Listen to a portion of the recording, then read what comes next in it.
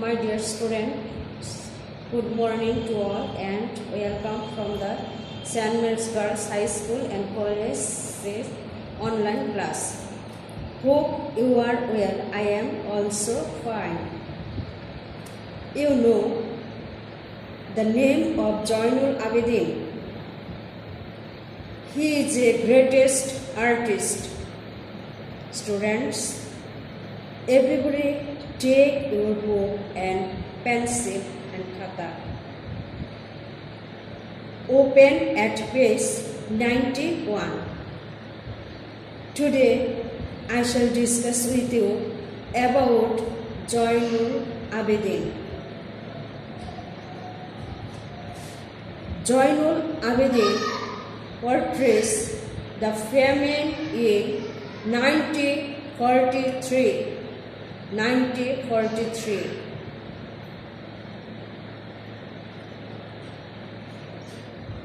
It is a skeletal figure of a man who is about to die of starvation. It is one of the greatest sketches of the artist Zainul Abidin.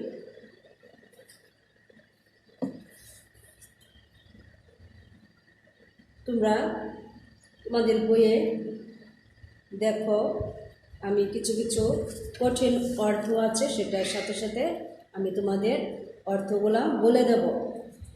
The pioneer of Bangladeshi modern art Zainul Abidin is widely acclaimed for his Bengal famine sketches. Bangladeshi আধুনিক চিত্রশিল্পীদের পথিকৃত তিনি হলেন জয়নুল আবেদিন এবং তিনি তার এই ছবি অঙ্কন করে বাংলাদেশে প্রশংসা অর্জন করেছেন। Through the series of sketches, Zainul not only documented the harsh famine of 1943, but also showed its sinister face through the skeletal figures of the people destined to die of starvation in a man-made flight. তিনি যে ছবি অঙ্কন করেছেন শুধু সেই 1943 সনের দুর্ভিক্ষের ছবি চিত্র অঙ্কন করেই তিনি তার প্রশংসা অর্জন করেনি, কিন্তু কিভাবে মরণাপন্ন মানুষ ক্ষুধার যন্ত্রণায় মরে যাচ্ছে তাদের চিত্র তিনি অঙ্কন করেছেন। He depicted this extremely shocking picture with human compassion. তিনি যে চিত্রগুলি অঙ্কন করেছেন তা ছিল খুবই মর্মান্তিক এবং মানুষের হৃদয়ে সেটা করুণার দয়ার উদ্রেক করেছে। He made his own ink by burning charcoal and used cheap ordinary packing paper of sketching. তিনি যে চিত্রগুলি অঙ্কন করতেন সেই চিত্রগুলি তিনি কাঠকয়লার যে কয়লা ছিল সেটি তিনি পোড়াতেন এবং সেখান থেকে কালি নিয়ে সাধারণ মোড়কের ফলক যেটা ছিল সেখানে তিনি অঙ্কন করতেন। Using the ink and applying the brush where necessary, he produced the drawing and sketches which later became iconic image of human suffering.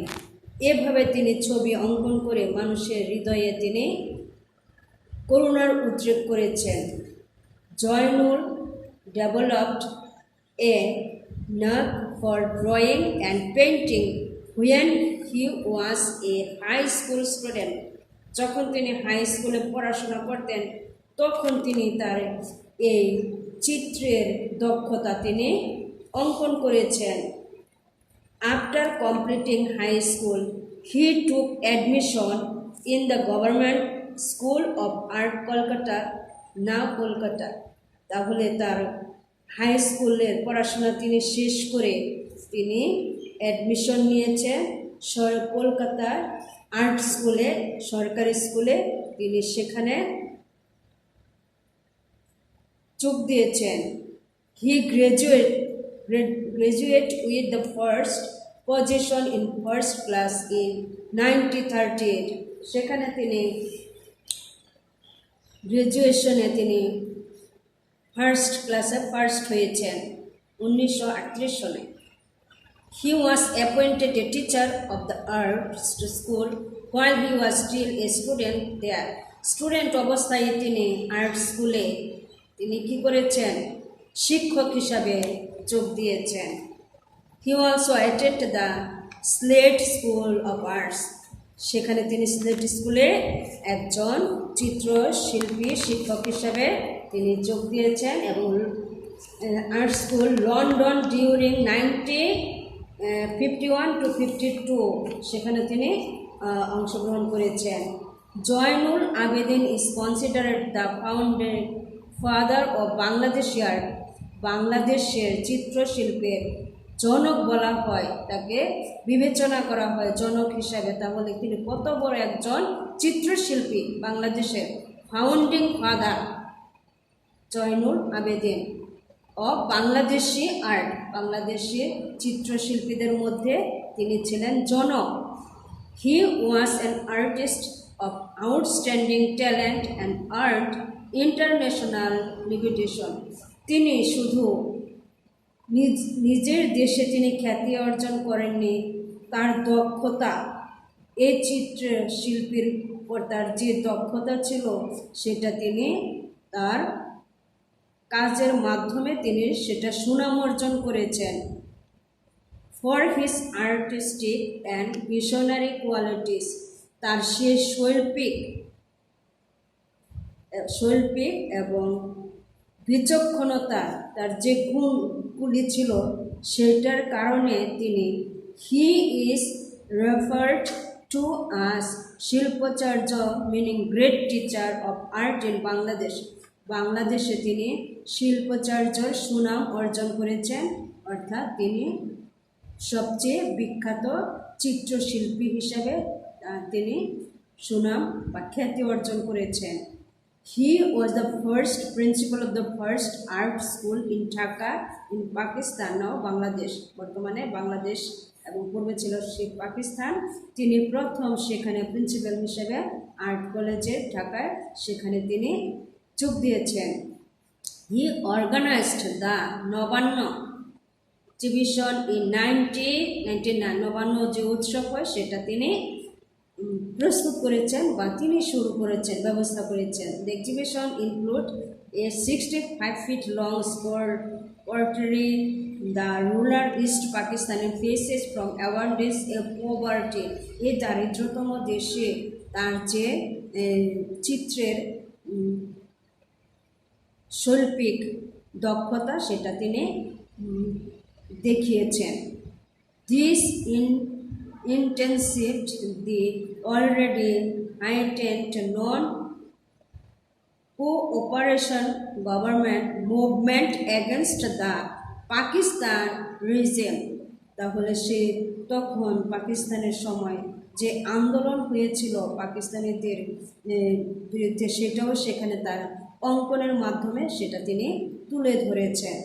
Exhibition was symbolic of the Bengali artist protest and milestone in our struggle for cultural and political freedom। আমাদের যে স্বাধীনতা এবং যে আমাদের পাকিস্তানি বাঙালিদের protest, সরকারের শাসনের যে তার বিরোধিতা, সেটাও তার বিশ্বের মাইলফলকের আর্টের মাধ্যমে সেটা তিনি ফুটিয়ে তুলেছেন। স্বাধীনতা সংগ্রামের চিত্র Joynul's dynamic style of work is evident in the 30 feet long scroll painting called Monpura. তিনি এত সুন্দর চিত্র অঙ্কন করেছেন, প্রাণবন্ত ডাইনামিক স্টাইল, সবার মন জড়িয়ে যায় সেটা দেখলে। এত সুন্দর চিত্র তিনি অঙ্কন করেছেন, 30 ফিট লম্বা ছিল সেটা মনপুরা।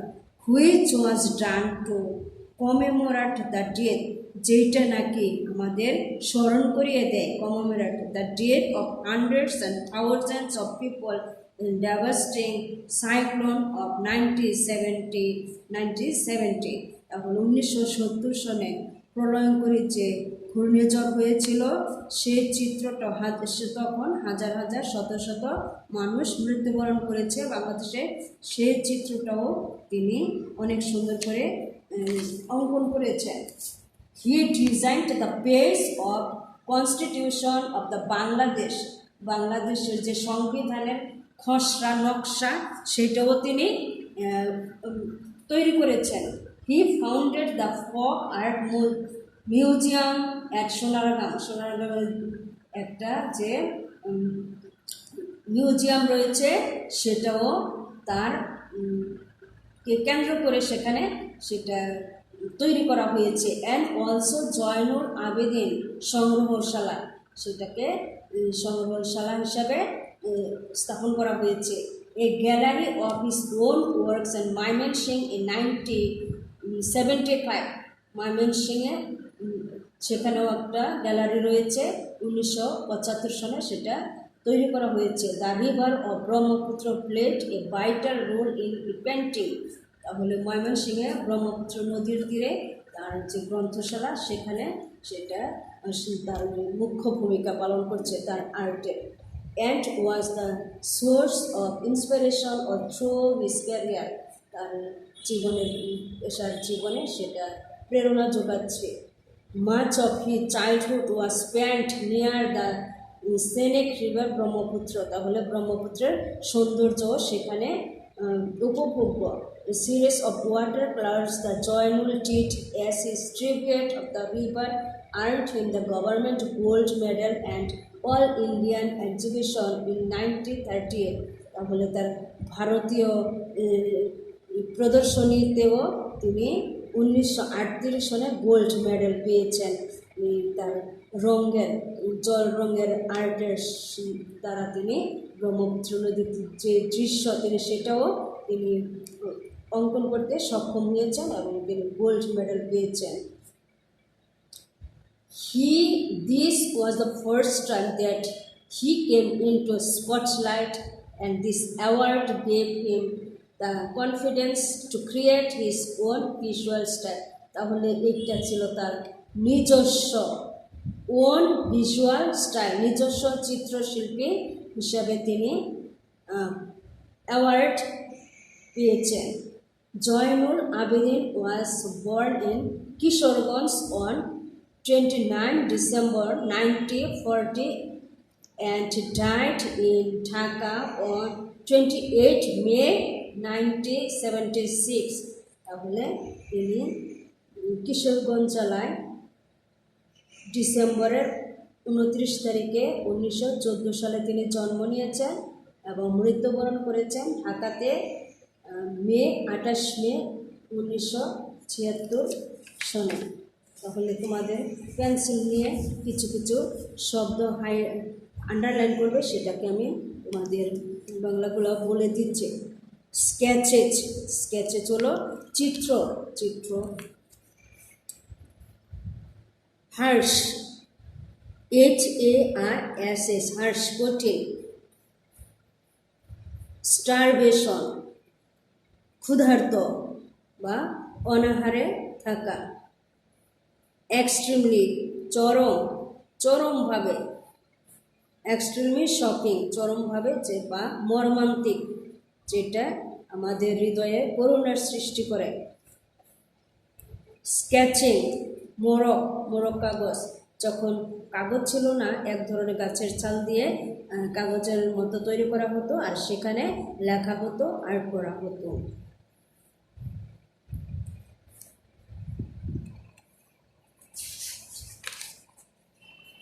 মেয়েরা এরপর তোমাদের বইয়ের পিছনে দেখো কিছু প্রশ্নের উত্তর রয়েছে, সেগুলি তোমরা বাড়ির থেকে লিখে নিয়ে আসবে।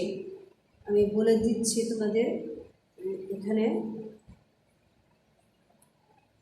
Right in detail now Zainul Abedin portrayed the sufferings of people. তিনি মানুষের, ক্ষুধার্ত মানুষের, অনাহারকৃষ্ট মানুষের যে চিত্র অঙ্কন করেছিলেন সেটার বর্ণনা দিতে হবে। What influence did the river Brahmaputra have on Zainul Abedin? ব্রহ্মপুত্রের নদীর নিকটে জয়নুল আবেদিনের কি প্রকাশ পেয়েছে? How did he show his influence in his work? তার সেখানে কাজের কি পরিসীমা রয়েছে, প্রভাব, সেটা লিখতে হবে। Number 3, what did this words earn him in his life? তার জীবনে তিনি এই কাজের মাধ্যমে কিভাবে উপার্জন করেছেন। How did his art help the intensively and non cooperation movement against the Pakistani regime? পাকিস্তানিদের বিরুদ্ধে এবং আন্দোলনে সেখানে কীভাবে সেটা সাহায্য করেছে। এই প্রশ্নগুলির উত্তর তোমরা লিখে নিয়ে আসবে, তাহলে পরের দিন আমি সেটা তোমাদের সাহায্য করব। আজকের জন্য এখানে রাখি, ধন্যবাদ।